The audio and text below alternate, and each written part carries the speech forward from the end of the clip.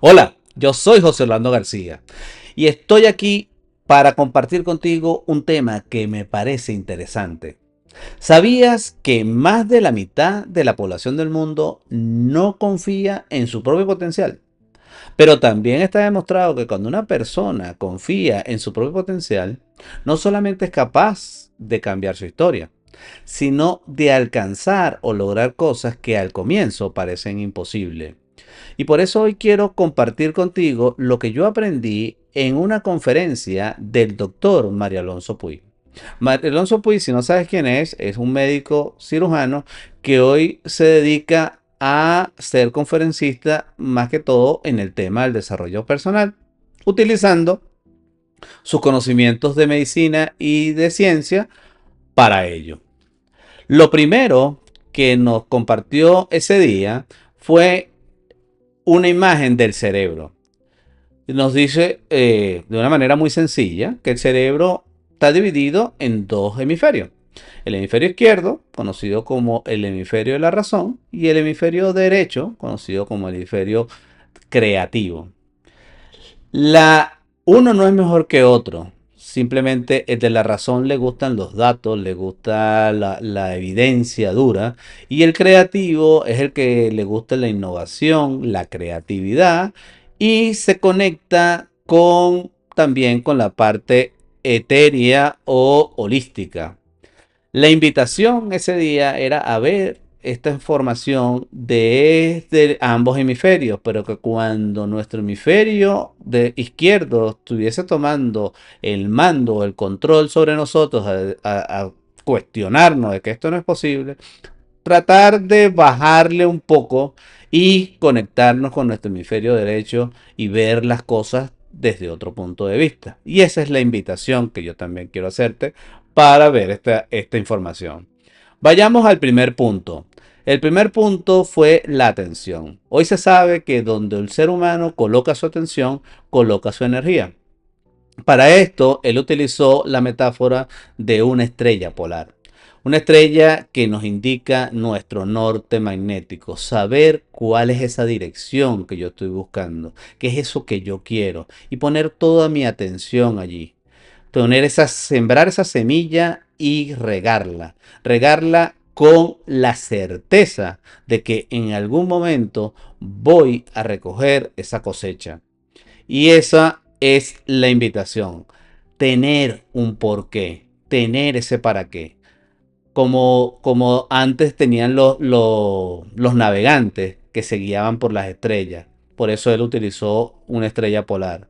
Pero sabemos que un barco que no tiene rumbo, ningún viento es favorable. Y esta es la idea, tener un rumbo claro. Ahora pasemos al siguiente punto.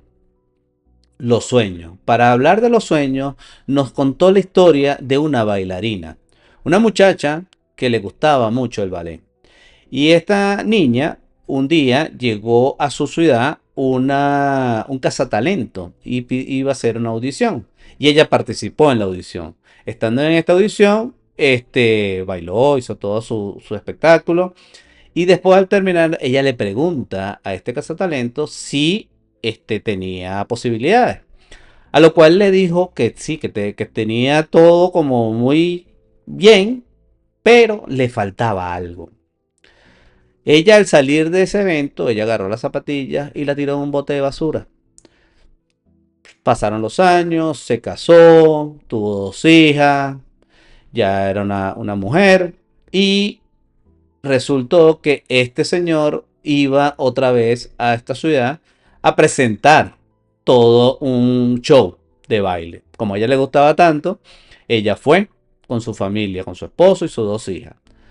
Estuvo ahí en el evento, lloró, lo disfrutó y como ella era amiga del dueño del teatro, ella le pidió que si le podía dejar pasar a los camerinos para felicitar a los artistas. Y se consiguió al cazatalento. Y ella le hace el comentario y dice, usted no se acuerda de mí, pero yo estuve participando en una audición. Y cuando le dijo la fecha, le dijo, ah, sí, yo me acuerdo. Y él le dice, ¿y qué pasó contigo? Entonces ella le dijo, no, yo no bailé más porque usted me dijo que me faltaba algo. Y él le dijo, te confieso algo, eso le digo a todos. Bueno, esa mujer se puso en ira, le dio rabia, le dijo, usted me robó mi sueño. A lo cual él le dijo, no, yo no robé tu sueño, tú renunciaste a tu sueño. Porque cuando uno tiene un sueño, uno tiene que estar dispuesto a pagar el precio por él. Y esa es la metáfora o el mensaje de esta historia. No renunciar a los sueños porque los demás no crean en nosotros. Los primeros que tenemos que tener confianza y creer en nosotros mismos somos nosotros, antes de lo que nos dicen los demás. Ahora pasemos a la siguiente historia. La siguiente historia nos habló del sufrimiento y para esto utilizó la historia de un shogun. Un shogun en el Japón feudal que él tenía a su esposa y tenían un ritual de tomar el té. Cuando estaban tomando el té lo tenían en unas tazas súper especiales. Su esposa murió y el shogun cayó en el sufrimiento. Y seguía haciendo el ritual en honor a su esposa y un día una de las tazas se le partió. A lo cual él le pidió a sus asesores que buscaran quién le podía reparar la taza. Ellos consiguieron un sitio en China donde podían repararla y lo mandaron. Cuando regresaron, la taza fue reparada con grapa, a lo cual el shogun no le gustó y estaba muy molesto y dijo, no puede ser que en el mundo conocido no haya una técnica que me pueda restaurar esta taza. Allí sus asesores innovaron y crearon una técnica que hoy se conoce como Kitsuji, que es el arte de embellecer las cosas con oro molido.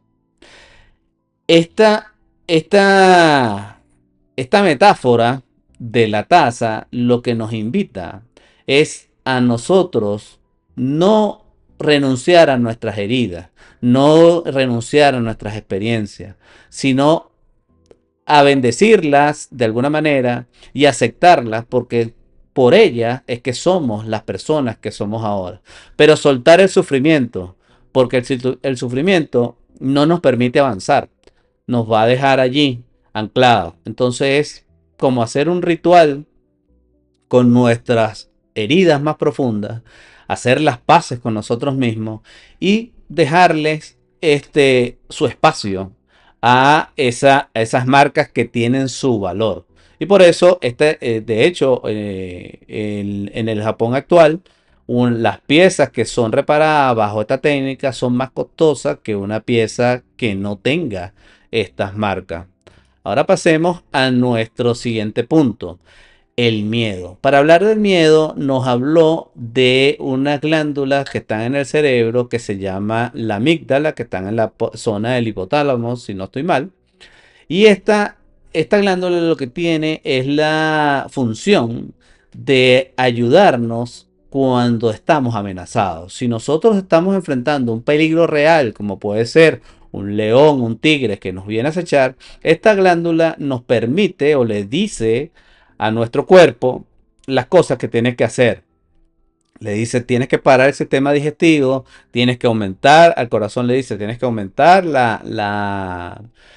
el bombeo de sangre, a los músculos los prepara para pelear, o huir o escondernos y aumenta nuestra adrenalina y el cortisol.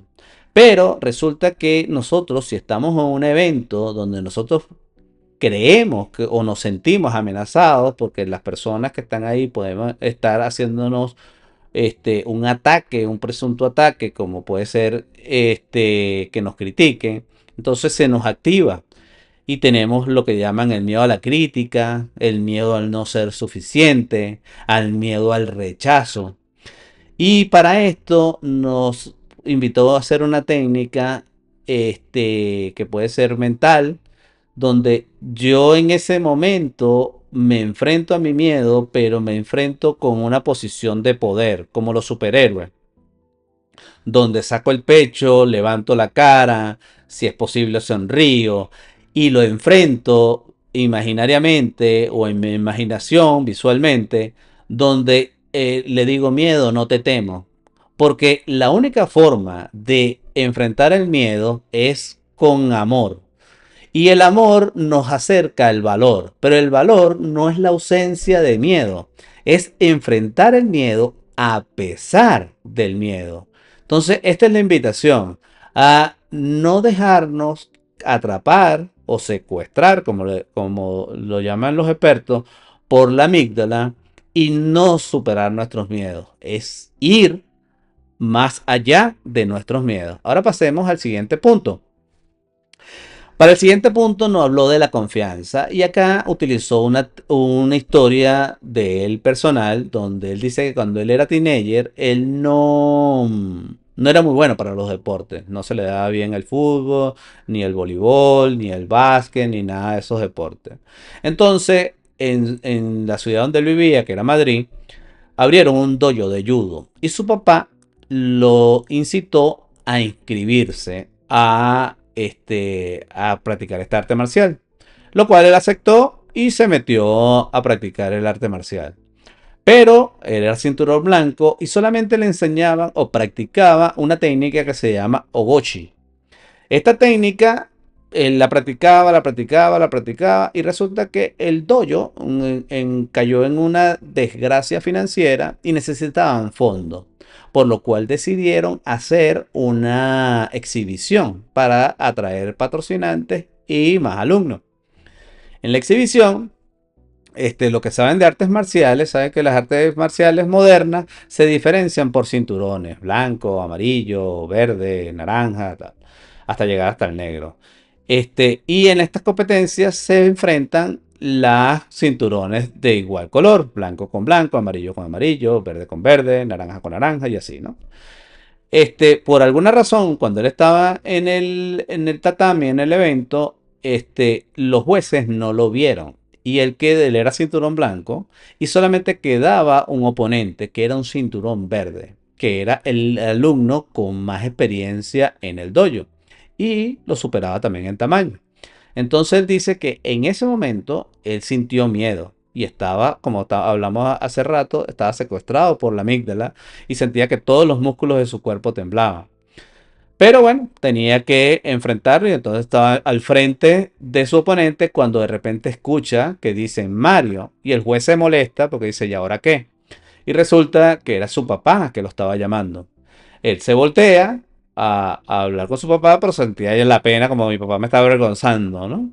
Y resulta que el papá le dice, Mario, tú puedes con ese chaval, tú puedes con ese tío, aplícale la ogochi, tú eres el mejor aplicando esa técnica.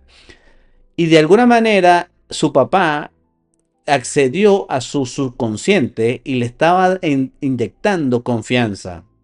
Él dice que cuando él volvió al tatami, ya no era el mismo joven que tenía miedo. Simplemente se sentía con la confianza y veía una posibilidad. Aunque pequeña, pero estaba allí esa posibilidad. Y cuando vino el cinturón verde a enfrentarlo, que venía con más confianza porque decía, este es un blanco y no sabe nada, resulta que él aplica la técnica. Y era tanto lo que él no creía que cuando lo llevaba en el aire, que es esta técnica que sale aquí en esta lámina, cuando él lo llevaba en el aire, le cayó en el hombro. Y como era más grande, se fractura el hombro. Pero él dice que como era una competencia de un solo punto, él ganó el combate y el dolor pasó a un segundo plano. Y esta confianza le ayudó para seguir practicando artes marciales y hacer otras cosas en su vida. Entonces es confiar más en nosotros, en las posibilidades. Y aunque la posibilidad sea muy pequeña, por lo menos es una posibilidad. Ahora pasemos al siguiente punto, a la decisión. Para hablarnos de la decisión, nos contó la historia de Margarita. Margarita era una paciente de él, que cuando él daba consulta, la señora fue al consultorio con un diagnóstico de un dolor de estómago por más de 3 años. Le habían hecho todos los exámenes, le tenían dosis de omeprazol, y otros medicamentos, pero todos le decían que ella no tenía nada, que estaba saludable. A lo cual él decía, bueno, pues, le puedo mandar a esta señora si ya todo está en dosis máxima y ya se le hicieron todos los exámenes. Entonces él empezó a hacerle preguntas, que cómo iba con su esposo, con la vida con sus hijos y con el trabajo. Y cuando llega al trabajo, ella le dice, mi jefe, no lo soporto.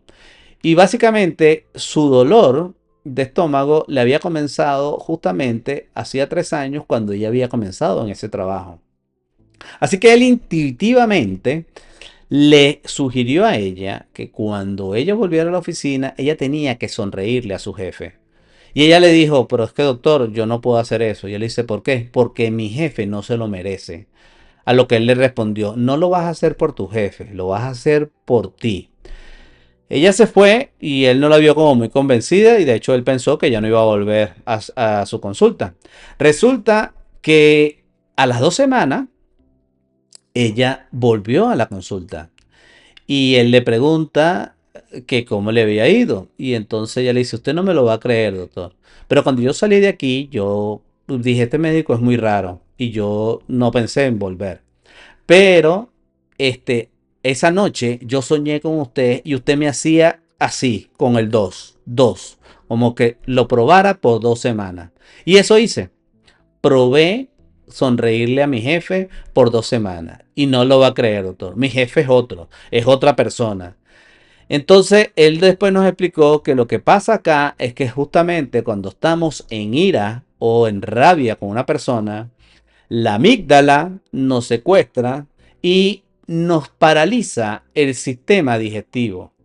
Al paralizar el sistema digestivo, cuando ingerimos comida, esta comida se fermenta y al fermentarse se pudre y por eso viene el dolor de estómago y te llenas de gases.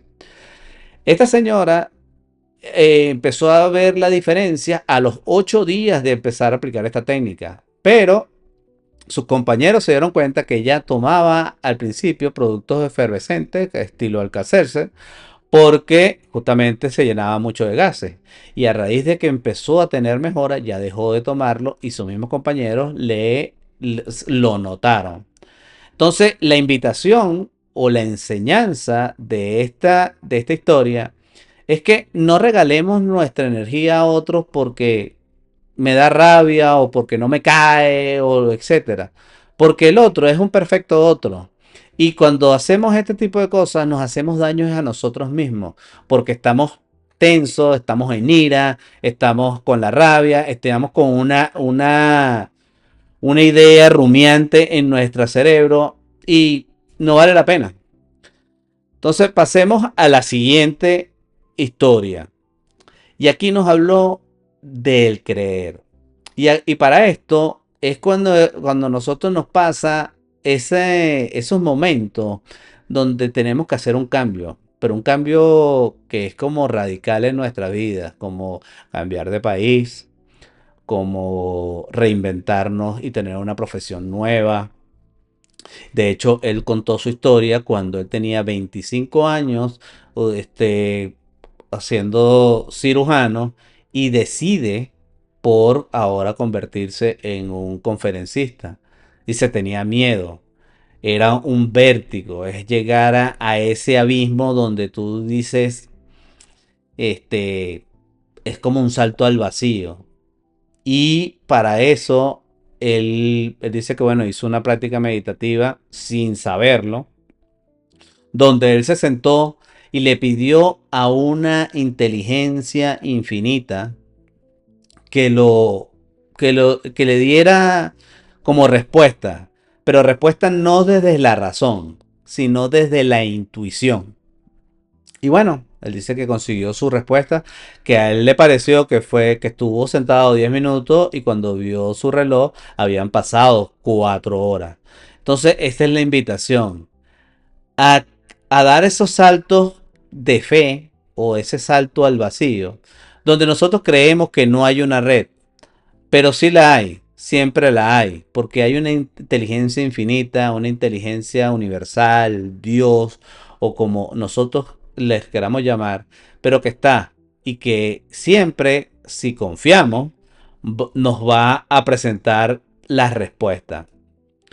Y por último, mi aprendizaje esa noche fue que no renuncies a tus sueños y cree en ti y confía en que lo lograrás. Porque cuando tienes tu norte bien claro, podemos hacer como yo digo, hagamos que las cosas sucedan. Y quiero darte las gracias por permitirme mostrarte mis notas, mi aprendizaje en este evento y quizás para ti pueda ser de la misma utilidad. Un abrazo, nos seguimos viendo y saludos. Gracias.